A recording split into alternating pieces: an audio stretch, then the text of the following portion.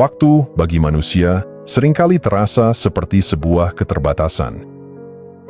Kita hidup di dalamnya, diukur oleh detik, menit, dan jam yang terus berjalan tanpa henti.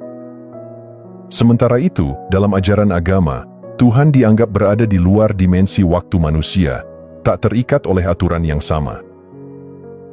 Manusia hidup dengan waktu yang terbatas.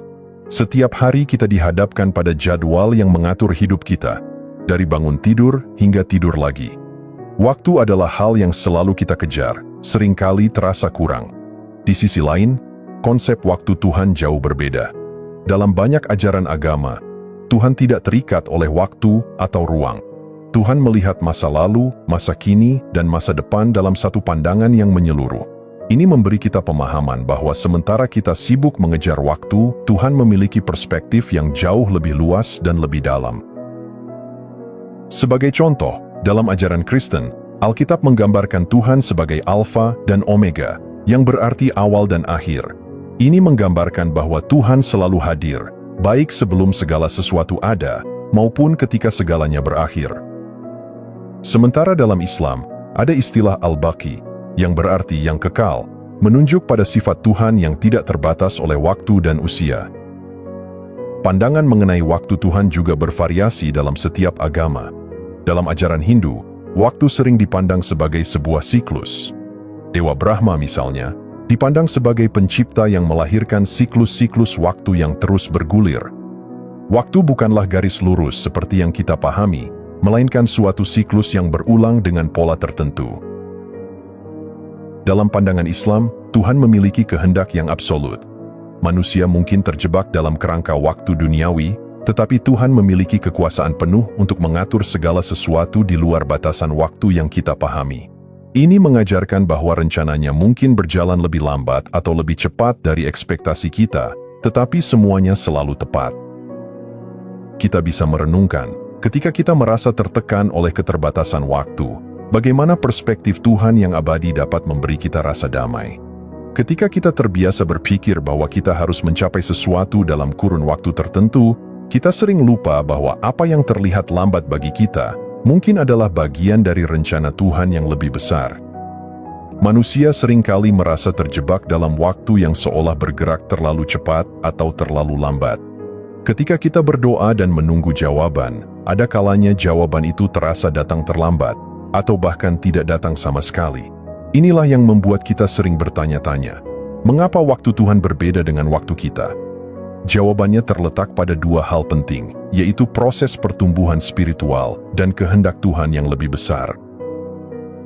Dalam setiap penantian, ada pelajaran yang tak terlihat.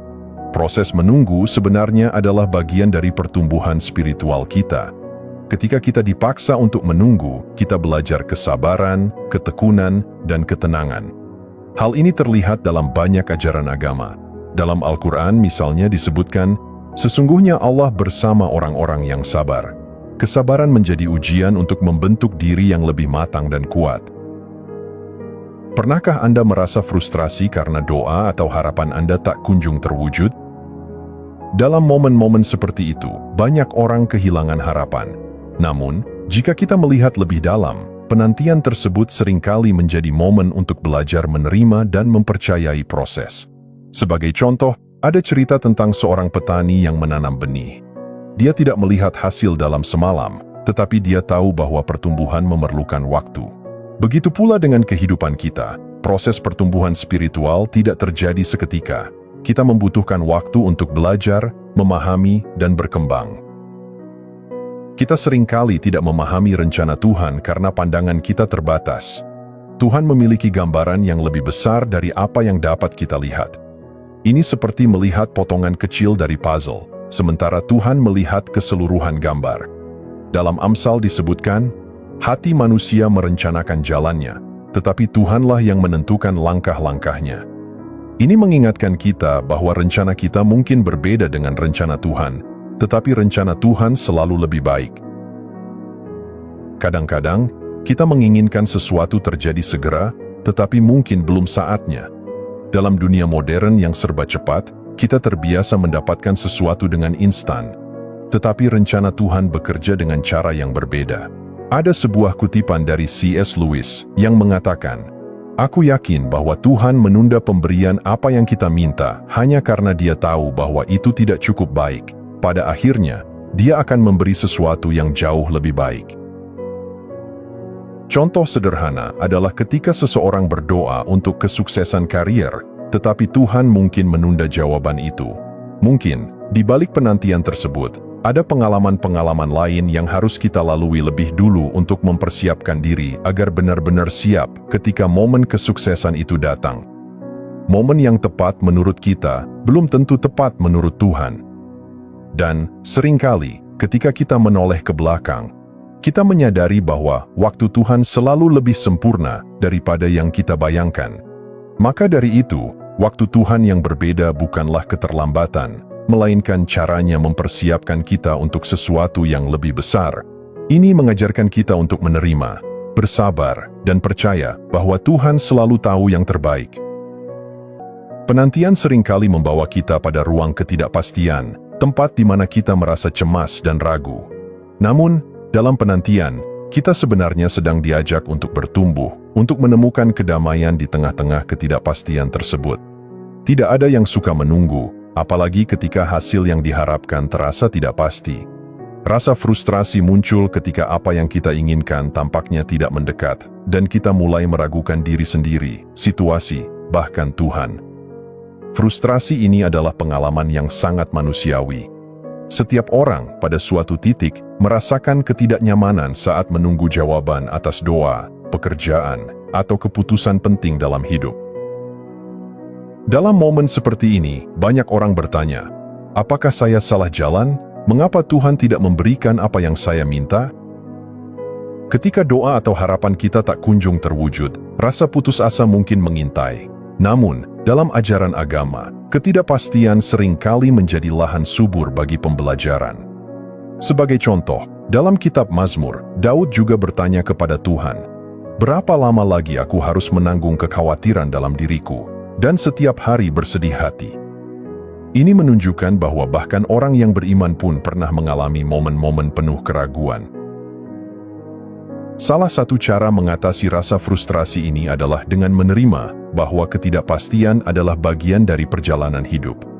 Alih-alih melawan, kita bisa belajar untuk menerima bahwa beberapa hal berada di luar kendali kita. Penantian bukanlah sebuah kekosongan. Itu adalah ruang di mana kita belajar untuk mempercayai bahwa meskipun kita tidak tahu apa yang akan terjadi, Tuhan selalu memiliki rencana. Ketika kita menghadapi ketidakpastian, iman dan harapan menjadi pemandu yang sangat penting. Iman bukan hanya sekadar percaya bahwa sesuatu yang baik akan terjadi, tetapi juga percaya bahwa apapun hasilnya, kita akan baik-baik saja karena kita berada di tangan Tuhan. Dalam Ibrani, iman didefinisikan sebagai dasar dari segala sesuatu yang kita harapkan dan bukti dari segala sesuatu yang tidak kita lihat.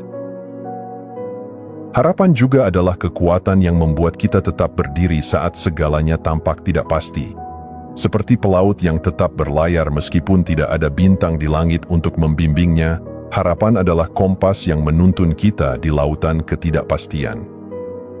Dengan harapan, kita dapat terus melangkah maju meskipun tidak melihat hasil yang segera. Contoh sederhana dari pentingnya iman dan harapan dapat kita lihat dalam kehidupan sehari-hari. Misalnya, seseorang yang menunggu hasil pengobatan dari penyakit serius. Ada rasa takut dan cemas, tetapi dengan iman, ia percaya bahwa apapun hasilnya, Tuhan memiliki maksud yang baik. Harapanlah yang memberi kekuatan untuk bertahan dari satu hari ke hari lainnya. Di tengah ketidakpastian, kita diajarkan bahwa iman kita bukanlah tentang mendapatkan jawaban yang kita inginkan, tetapi tentang mempercayai bahwa apapun yang terjadi, Tuhan selalu menyertai kita. Harapan, di sisi lain, membantu kita melihat kemungkinan di tengah-tengah kesulitan. Pada akhirnya, ketidakpastian tidak lagi menjadi sesuatu yang menakutkan, melainkan kesempatan untuk memperkuat iman dan membangun harapan kita. Menghadapi ketidakpastian dalam menunggu adalah ujian, tetapi juga kesempatan untuk berkembang. Dengan memahami rasa frustrasi dan keraguan, serta pentingnya iman dan harapan, kita dapat melangkah melalui penantian dengan lebih bijak dan tenang. Dalam perjalanan hidup, ada momen-momen yang meninggalkan jejak mendalam. Momen-momen ini seringkali tidak datang sesuai dengan jadwal kita, melainkan pada saat yang tidak terduga. Ketika kita berhenti sejenak dan merenungkan pengalaman-pengalaman ini, kita dapat melihat bahwa di balik setiap momen, ada sesuatu yang lebih besar yang sedang bekerja. Tuhan seringkali menunjukkan waktunya dalam bentuk kejadian-kejadian yang membuka mata kita akan rencananya. Pada bagian ini, kita akan menggali pengalaman pribadi yang menggugah serta pelajaran dari momen-momen tersebut. Setiap orang memiliki pengalaman pribadi yang membuat mereka merasakan kehadiran Tuhan bekerja di dalam hidup mereka. Pengalaman ini bisa hadir dalam bentuk berkat yang tiba-tiba, atau mungkin dalam kejadian yang tampaknya buruk namun mengarah pada kebaikan yang lebih besar. Dalam pengalaman ini, kita bisa merasakan bahwa waktu Tuhan bekerja dengan caranya sendiri, seringkali di luar logika dan harapan manusia. Sebagai contoh, bayangkan seorang pria yang telah lama menunggu promosi di tempat kerja. Setelah bertahun-tahun berdoa dan berusaha, promosi itu tidak kunjung datang. Namun, pada saat yang sama, ia diberi kesempatan untuk mengembangkan keterampilan baru yang ternyata menjadi kunci dalam memperoleh posisi yang lebih baik dari yang diinginkannya. Dalam momen itu, pria tersebut menyadari bahwa Tuhan tidak hanya memberinya apa yang dia butuhkan, tetapi juga mengarahkan jalannya ke tempat yang lebih baik, meskipun lewat penantian yang penuh ketidakpastian. Pengalaman-pengalaman seperti ini membuat kita lebih peka terhadap cara Tuhan bekerja. Terkadang, momen penting dalam hidup tidak datang dengan cara yang spektakuler, tetapi melalui hal-hal sederhana yang lambat, laun mengubah kita. C.S. Lewis pernah berkata, Tuhan berbisik kepada kita dalam kesenangan, berbicara kepada kita dalam hati nurani, tetapi berteriak kepada kita dalam penderitaan. Itu adalah teriakan untuk membangunkan dunia yang tuli. Dalam momen-momen yang tampaknya sulit, Tuhan sedang berkomunikasi dengan kita dengan cara yang paling nyata. Setelah melewati momen-momen penting dalam hidup, kita seringkali menyadari bahwa pengalaman tersebut mengajarkan kita banyak hal, terutama tentang diri kita dan hubungan kita dengan Tuhan. Salah satu pelajaran terbesar adalah tentang kerendahan hati dan penerimaan. Kita belajar bahwa tidak semua hal berjalan sesuai rencana kita, tetapi dalam ketidakpastian tersebut, ada hikmah yang sangat berharga. Sebagai contoh, seseorang yang mengalami kehilangan besar, seperti kematian orang yang dicintai, mungkin merasa hancur pada awalnya. Namun, seiring berjalannya waktu, ia mulai memahami bahwa melalui kehilangan itu, Tuhan sedang mengajarkan tentang kedewasaan spiritual, kerapuhan hidup, dan pentingnya bersandar kepada Tuhan. Momen yang menyakitkan ini, meskipun tidak diinginkan, menjadi pelajaran yang membawa kedalaman baru dalam iman dan kehidupan. Pelajaran lain yang sering kita dapatkan dari momen-momen penting adalah tentang kebijaksanaan waktu Tuhan. Dalam retrospeksi, kita sering menyadari bahwa apa yang tampaknya merupakan penundaan atau bahkan kegagalan, ternyata adalah bagian dari persiapan untuk sesuatu yang lebih baik. Seringkali, waktu Tuhan adalah caranya mempersiapkan kita, membentuk karakter, dan memberikan kita pengalaman yang diperlukan untuk menghadapi tantangan yang lebih besar di masa depan. Dalam hal ini, kita diajak untuk merenungkan bahwa setiap momen dalam hidup, baik atau buruk, memiliki tujuannya. Ajaran agama seringkali menekankan bahwa tidak ada satupun kejadian yang kebetulan. Seperti yang dikatakan dalam Roma, segala sesuatu bekerja bersama-sama untuk kebaikan bagi mereka yang mengasihi Tuhan. Setiap peristiwa, setiap penantian, setiap pencapaian, semuanya terjalin dalam rencana yang lebih besar dan lebih baik dari Tuhan. Dengan merenungkan momen-momen penting ini, kita diingatkan bahwa hidup tidak hanya tentang pencapaian dan tujuan, tetapi tentang perjalanan. Setiap langkah, baik yang mudah maupun yang sulit, adalah bagian dari proses yang memperkaya jiwa kita dan mendekatkan kita pada kehendak Tuhan.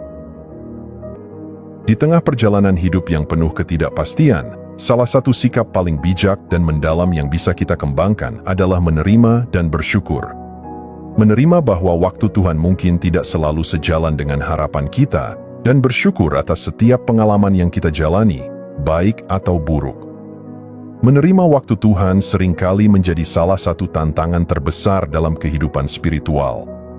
Kita cenderung menginginkan segala sesuatu berjalan sesuai dengan rencana kita, dan ketika itu tidak terjadi, kita bisa merasa kecewa atau marah. Namun, penerimaan bukanlah tanda kelemahan, melainkan sebuah kekuatan besar. Penerimaan adalah bentuk kepercayaan yang mendalam kepada Tuhan, bahwa Dia tahu apa yang terbaik untuk kita, meskipun kita mungkin tidak selalu memahaminya. Sebagai contoh, bayangkan seorang atlet yang telah berlatih bertahun-tahun untuk sebuah kejuaraan besar, namun pada akhirnya gagal mencapai kemenangan yang diharapkan. Awalnya mungkin ada rasa kecewa, namun seiring waktu, jika ia mampu menerima hasil tersebut dengan lapang dada, ia akan menyadari bahwa kegagalan itu mungkin menjadi awal dari sesuatu yang lebih besar, mungkin kesempatan untuk belajar, untuk memperbaiki diri, atau bahkan menemukan jalan hidup yang berbeda dan lebih bermakna. Dalam ajaran agama, penerimaan seringkali dianggap sebagai bentuk kebijaksanaan tertinggi. Dalam tradisi Islam, ada konsep ridha, atau menerima dengan ikhlas apapun yang telah ditetapkan Tuhan. Orang yang ridha percaya bahwa setiap peristiwa dalam hidup, entah itu baik atau buruk, adalah bagian dari kehendak Tuhan yang lebih besar. Seperti kata pepatah, jika kamu tidak bisa mengubah situasi, maka ubahlah cara pandangmu. Penerimaan mengajarkan kita untuk melihat setiap situasi dengan sudut pandang baru, bahwa setiap kejadian memiliki tujuan yang lebih dalam. Bersyukur bukan hanya tentang menghargai saat-saat baik, tetapi juga tentang menemukan kebahagiaan dalam setiap keadaan, termasuk momen-momen sulit. Ketika kita bersyukur, kita melatih diri untuk melihat sisi positif dari setiap pengalaman, dan menerima bahwa semua itu memiliki peran dalam membentuk diri kita. Seperti yang dikatakan Meister Eckhart, seorang filsuf dan mistikus Kristen, jika satu-satunya doa yang kamu ucapkan dalam hidupmu adalah terima kasih, itu sudah cukup.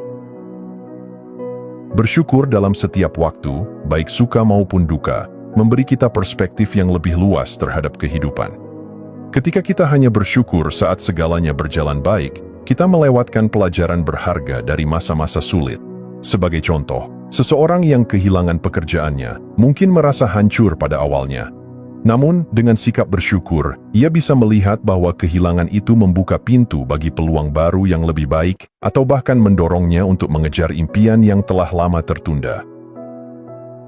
Bersyukur juga menghubungkan kita dengan kekuatan Tuhan. Dalam ajaran Kristen, bersyukur dianggap sebagai salah satu cara terbaik untuk mendekatkan diri kepada Tuhan. Dalam Filipi disebutkan, janganlah hendaknya kamu khawatir tentang apapun juga, tetapi nyatakanlah dalam segala hal keinginanmu kepada Tuhan dalam doa dan permohonan dengan ucapan syukur. Ucapan syukur membawa kedamaian dan penghiburan, mengingatkan kita bahwa Tuhan selalu bersama kita, apapun situasinya. Mengakhiri perjalanan ini, kita belajar bahwa waktu Tuhan seringkali tidak seperti waktu kita. Namun penerimaan dan rasa syukur membantu kita melihat segala sesuatu dari sudut pandang yang lebih bijaksana. Melalui penerimaan, kita menemukan kedamaian. Melalui rasa syukur, kita menemukan kebahagiaan dalam setiap momen hidup. Seperti pohon yang tetap tumbuh meski menghadapi badai, demikian juga kita, melalui penerimaan dan rasa syukur, kita dapat bertahan dan berkembang, tidak peduli apapun yang terjadi.